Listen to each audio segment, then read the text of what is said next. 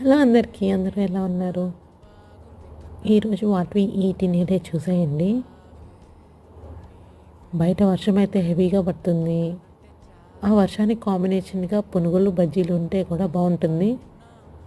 But నా దగ్గర అయితే ప్రస్తుతానికి పాప్కార్న్స్ ఉన్నాయన్నమాట.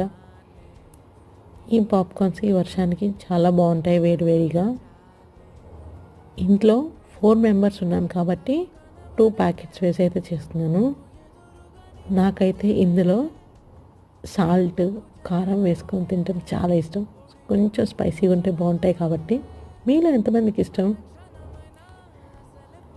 కొంచెం కారం, అలాగే కొంచెం ఉప్పు